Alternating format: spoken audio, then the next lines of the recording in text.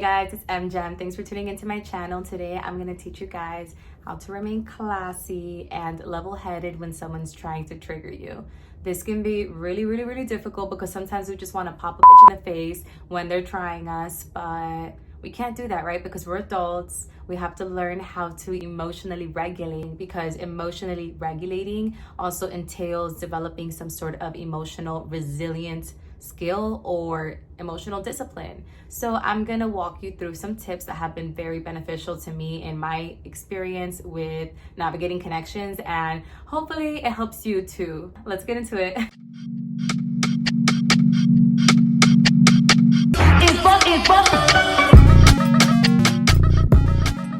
I'm going to teach you guys how to not be triggered. Okay, so being triggered is a normal part of the human experience, right? We are all humans, so we're at one point in our lives we're going to feel triggered. It's only normal. We all have emotions, and amongst these emotions are anger and sometimes even a bit of rage, you know?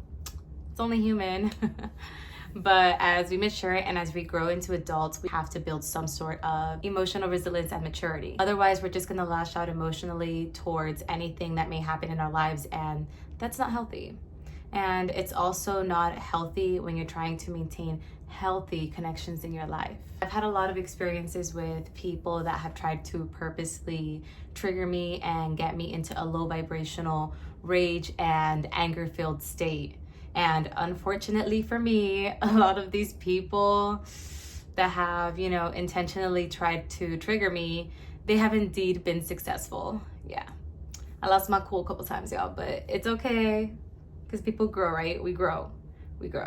And fortunately for me, I've been able to turn a lot of these experiences into lessons that I can communicate to you guys so you guys can grow with me, So now, because of these experiences that I've had, I know how to implement these emotional resilience skills towards helping me cultivate stronger connections in life and just do better in life. So I'm gonna share with you guys a couple of tips on how to build emotional resilience so that you can be unbothered when someone tries to trigger you. And I'm also going to give you guys pointers on how to release this energy from your body so it doesn't remain stagnant and, turn you bitter. The key isn't to suppress, the key is to better regulate so that you don't react in an emotional outburst every time that you're triggered. I've noticed that the foundation to a calm state is meditation and breath work. This is what has really helped me personally to learn how to take a pause before I react when I'm triggered. And that is really gonna help you to be unbothered when someone tries to trigger you purposely or even when it's done unintentionally, right? Because it's all about taking your power back and building these emotional resilience skills so that you can better have discipline with your emotional expression and learn how to, work that energy through your body without storing it, right? It doesn't come as a surprise that meditation and breath work is something that would really help you learn how to establish patience. There's been so many studies that attest to meditation and breathwork being super good for reducing stress levels and increasing concentration levels. So I meditate every morning for 15 minutes, and sometimes I do it at night. I'm not too consistent with the nighttime routine, but one thing I'm gonna tell you guys is that when I meditate in the morning, before I start my day, it just leads to more mindfulness. I feel more present when I meditate in the morning, and when I do actually get around to meditating before I go to sleep, I just have better sleep and I'm better able to ease into REM sleep and actually have dreams and remember them. So it definitely does make a difference. I highly recommend it. It's something that's really helped me. And meditation allows your brain to pause. So what's going to happen is that when someone tries to trigger you or get an emotional reaction out of you, it's not going to be as effective in causing an emotional outburst out of you. And the reason for this is because meditation trains your mind to take that pause before you react. It essentially trains your brain to be more mindful. Forging a positive self-image is also something that I think is really important to have, because if you want to remain unbothered when someone tries to trigger you, it's important to be kind to yourself essentially, and this is why. When someone tries to get a rise out of you or trigger you, you're gonna value your time a lot more because you know your self-worth. You're going to be feeling secure in yourself and good about yourself. So you're not going to be feeling insecure every time someone tries to trigger you. It's easier to walk away from that interaction because you know that it's only going to drain you and not really going to add to your life. So why even interact with a person that's gonna have that effect on you, you know? This is why it's important to have a positive self-image, to talk kindly to yourself, because when someone tries to trigger you, you'll have discernment and know that that's toxic and not worth your time, essentially. You know, we value our time a lot more than that. We're not just gonna give away our energy like that. Bye-bye toxicity, bye-bye negativity. So yeah, I think that forging a positive self-image is just essential to being unbothered when someone tries to trigger you. I cannot stress enough how important it is to have a healthy hobby that you can pour your energy into, and brownie points if this hobby keeps you active. It's a normal part of life to feel anger, frustration, maybe even a tiny bit of rage, but that doesn't mean that we have to have an emotional outburst every time that we feel this way and project it onto other people. You know, we're adults. We can feel our emotions and process them without reacting in a toxic way. Feelings are inevitable. However, what you can do is create a healthy outlet for yourself to express these emotions, a healthy hobby, if you will. For me, it's working out.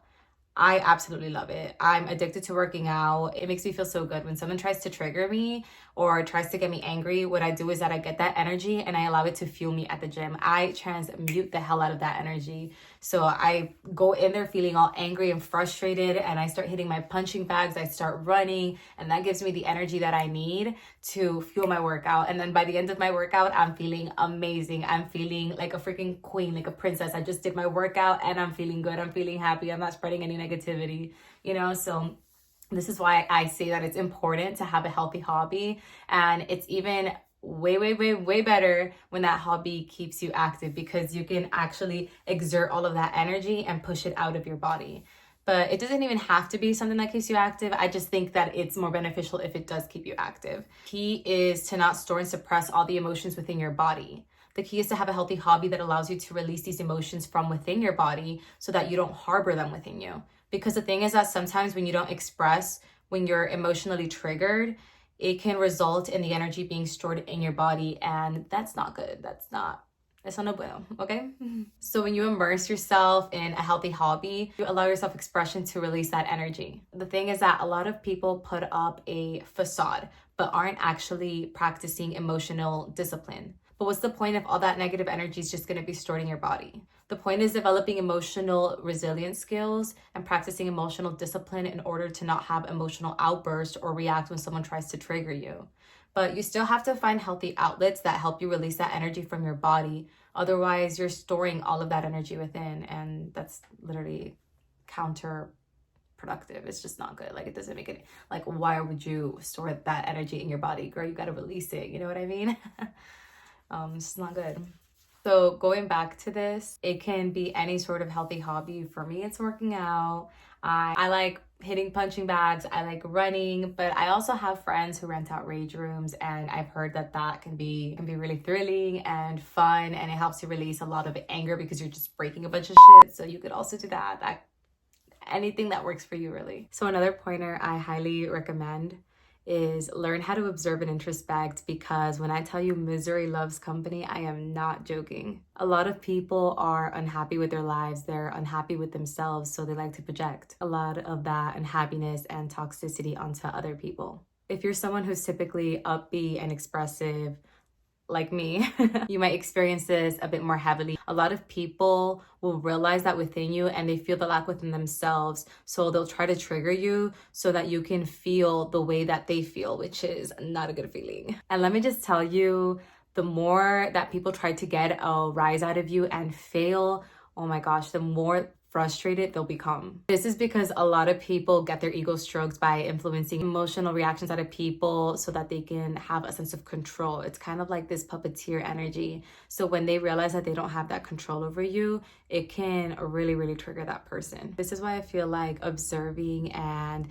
introspecting is really beneficial in helping you not be triggered. When you observe who's trying to trigger you and you introspect on the matter, you usually find that they're doing it because they're jealous and it's the only thing that they can do to make themselves feel better about themselves, which is kind of sad if you ask me. You know what I mean? Like, I would hate to have that type of mentality. That really helps me empathize with people when I try to put myself in their shoes and I'm like, okay, why is this person being mean? What is it that they're singling me out about it? Is it my job? Is it something that I have? Is it the way that I look? Because it's an indication of maybe something that they're lacking in their lives, and that can create a bridge to empathy, which can dissolve the bridge to hatred. And the reason that I say this is because it's really difficult to hate something that you understand on a deeper level, and cultivating an understanding allows you to forgive and move through this energy with ease, so you're not easily triggered. Or when somebody tries to trigger you, you're just like, damn, you see the reality of it and you're just like, damn girl, I feel kind of bad for you, like I'm not even gonna give you my energy, like, you know, it's not even worth your time.